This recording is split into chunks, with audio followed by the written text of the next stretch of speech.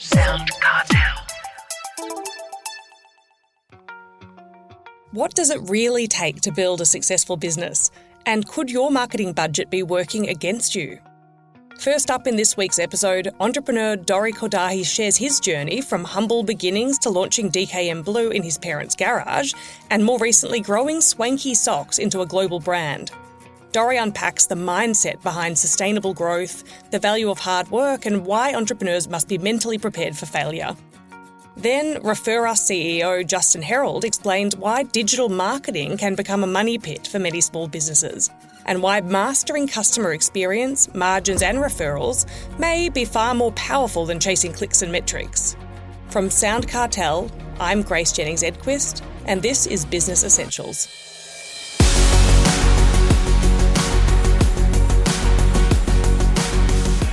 Our first guest is Dorry Kordahi, Chief Executive of Swanky Socks, Managing Director of DKM Blue, and one of the original sharks on Shark Tank.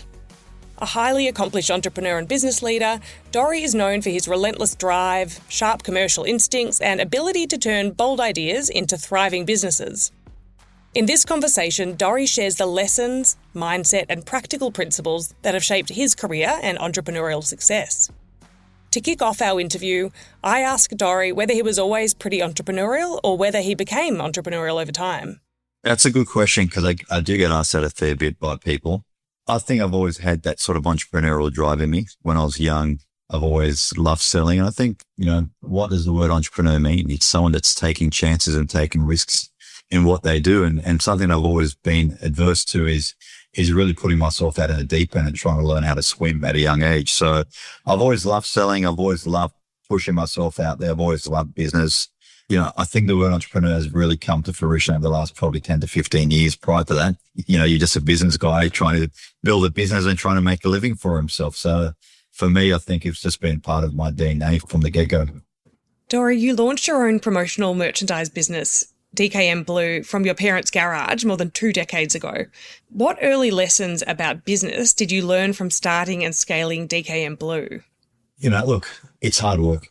People think things happen just, by luck, but I think you got to put yourself in the right positions.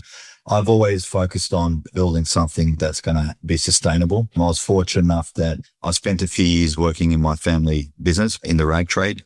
I was a hairdresser by trade. People know that, failed everything at school, no degree in anything. But I've always looked at working in the family business was my university degree. And I've always talked about leveraging off my sport, and basketball for me was a very big foundation of learning, the key fundamentals around teamwork, visualization, planning, preparation. So, when I did start my business, I was mentally prepared for it. And I think, when you do succeed in business, you've got to know what comes with that. And, being successful, you've got to be prepared for that. And I think the ones that are prepared mentally, the ones that can sustain that longevity and growth in business. And I was fortunate enough that starting from my parents' garage taught me the grassroots and the foundations of what you've got to do and making sure you don't get ahead of yourself. And that's something that I've always been focused. Even today, I'm still got those same basic fundamentals in businesses that I run, is keeping a tight overhead and just sort of trying to build sustainability. One of your current ventures is Swanky Socks. How did you recognise an opportunity to develop a premium brand in a quite crowded product category? Yeah, look, definitely. Look, I saw the product. I was at a program called The Bencher, which was run by Shibbers Regal, and I had a few fashion brands at the time. And I thought, one size fits all product could add value to our menswear collection that we had at the time. I liked that there was a gap in the market and the merchandise and the marketing industry that I was in. No one was really selling corporate socks. So yeah, I reached out to the founder at the time and had a bit of a chat around the product and wanted to know a little bit more around it. And then I saw that it was, really more of a hobby startup sort of business doing, 40,000 revenue at the start. And I thought, what, there's an opportunity and gap in the market that I know I can do something with it. And that sort of just built, leverage off a retail brand that wasn't really big, but that perception was there. And just sort of starting building the basic roadblocks that I did at DKM Blue and we applied it towards Swanky Socks and have carried the same philosophies across. And fortunate enough, the business has grown globally. We've got global offices now and we've done over 3 million pairs of socks within a 7-year period. I wonder if you could share with us, what is your formula for success as an entrepreneur? You know what? It's just hard work. and doing things that people don't want to do. And that's something I've always believed in. There is no magic formula. It's doing the basic things right. It's, keeping things very simple in business and never jump into something you don't know about, and that's where I see a lot of entrepreneurs or business people saying, I'm going to start a business, but I've never done it before. But you know what? I believe in myself. Well, that's great. But do you really have a basic understanding of what's involved? And a lot of people would, just dive into the deep end without having that knowledge or the base fundamentals. So for me, it's just doing the hard work and just being consistent and persistent on what you do. And then hopefully the whole thing all ticks together and you sort of, your business moves up. But you've got to be prepared. I've always had the mindset that I'm going to fail before I succeed. So when I'm always visualizing all the negatives in business, because everyone can always see the blue skies and success, but no one's ever prepared for failure. So I think I've always geared myself for failure first and foremost. And if I can overcome those hurdles mentally, that I can bypass these failures and know I'm going to get out of these obstacles. When I do come across hurdles, I've already subconsciously prepared for those scenarios and how to navigate out of that. So I've always had a very different approach, is look at all the negatives for the positives. And if you could go back and speak to the younger Dorry, what would you tell him? Look, you know what? I wouldn't change a thing. Then I wouldn't be where I am today speaking to you and speaking about my journey and what I've created. I still don't believe I've achieved much, but, I'm still driving to push myself further. I think every lesson you learn in business and in life gets you to where you are. I'm proud of what I've achieved so far. I'm happy where I'm at the moment. Look, I wouldn't really change anything. And been asked that question a few times, but yeah, look, every decision I've made has been a very strategic and very careful thought process, and I'll leave it where I am right now. What's next for you personally? And what's next for Swanky Socks, if you can tell me? For me, what I've learned in life, I'm just trying to balance my life and enjoy what I've achieved. A lot of people just keep running that rat race, and I still am, but, I'm really trying for myself, focusing on the now and enjoying the now process instead of always trying to chase that next goal. And so, for me, it's just trying to balance my life a little bit better now, because I have been very all systems go for a number of years.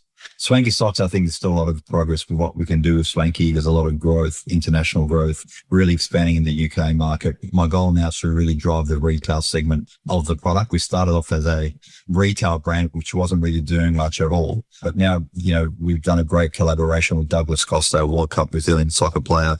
We played, for Bayern Munich and Juventus for Cristiano Ronaldo and, very big names. So it's all about collaborations now with the brand, really getting that brand out there, as well as getting the B2B side, sort of ramping up a lot more as well. So once again, just still in the growth stage for that business.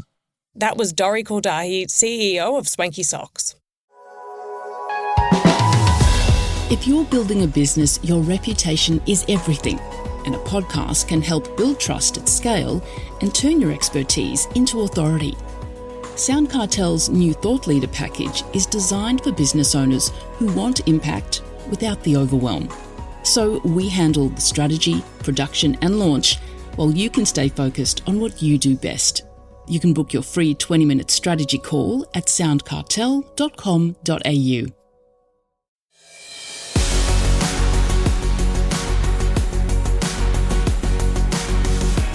Now we turn to digital marketing and whether your small to medium business could be pouring too much money into it. Justin Herald is the CEO of ReferUs and a long-time entrepreneur who has built and scaled multiple successful businesses. In this conversation, Justin explains why many businesses fall into costly marketing traps and why a return to fundamentals may be the smarter path to sustainable success. Justin has called digital marketing the biggest money pit in business. I started our interview by asking Justin what exactly he means by that.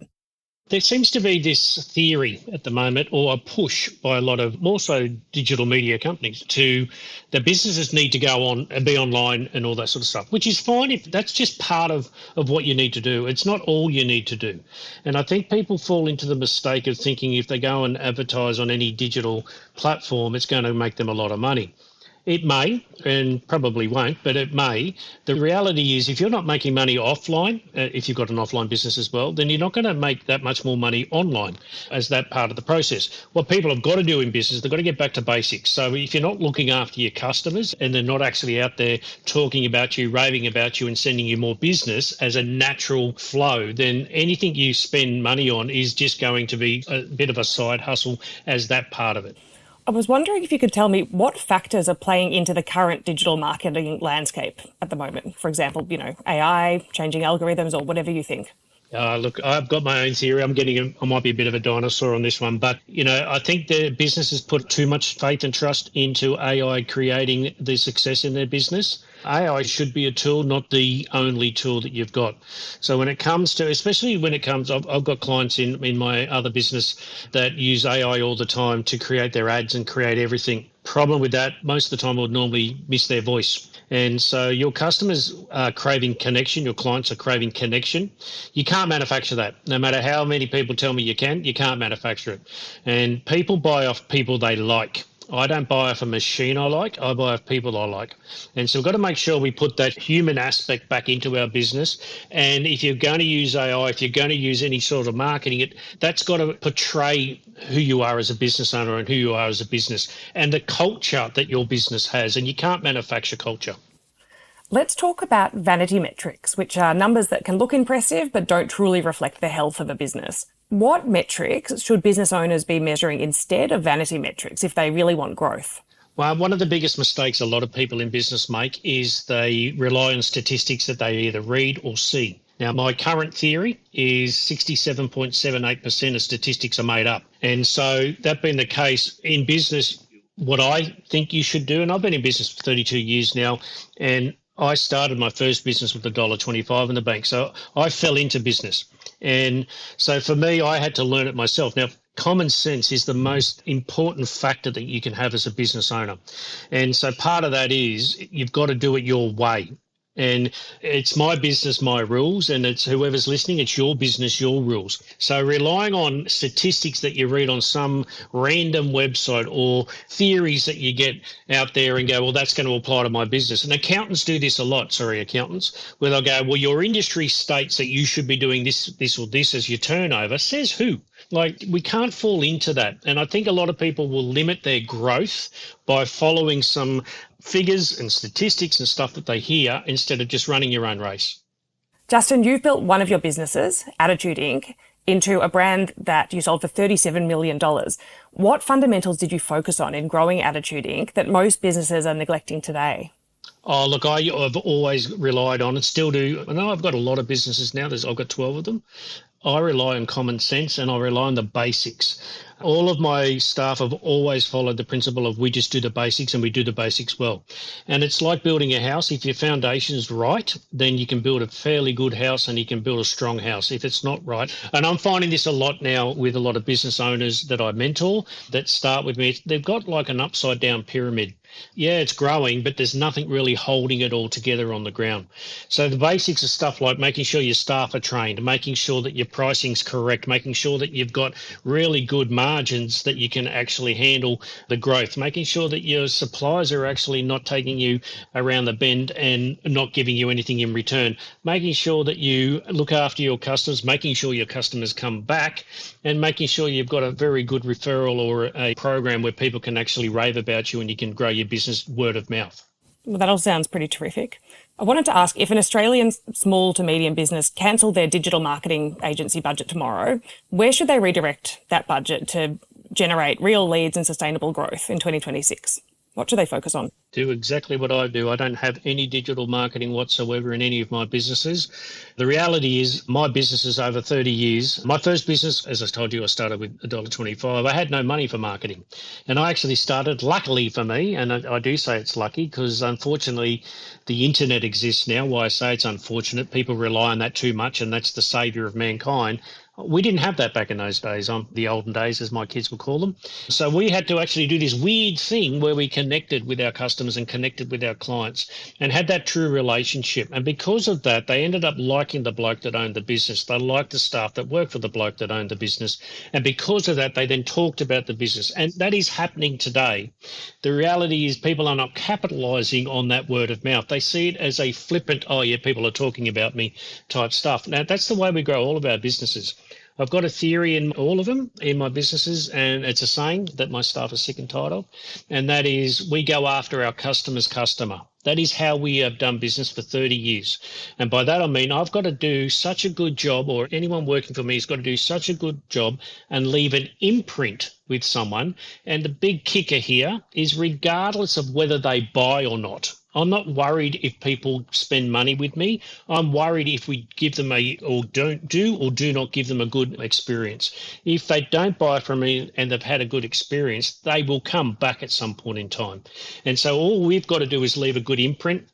And that is what has grown my businesses for 30 years, because people do talk about it, and because we deliver what we promise we're going to deliver, people will then stay loyal to us. And it's as simple as that. And sorry to the digital marketers that are listening to this, but you don't have to go and spend a fortune on marketing and advertising right now. My advice is try it without it first, and then you can see if you've got a natural progression for your business. And if you've got a natural progression for your business, then build on that, sure.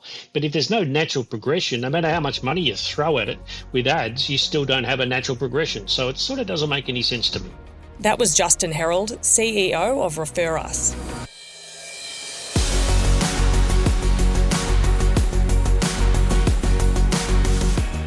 Thanks for joining us for this week's episode. Follow Business Essentials podcast across social media and head to businessessentialspodcast.au for more. Business Essentials is a Sound Cartel podcast. Producers are Nick Schillberger, Nicole Goodman and myself. Technical production is by Pete Letts. I'm Grace Jennings-Edquist. Thanks for listening. We'll bring you more Business Essentials next week. Sound Cartel.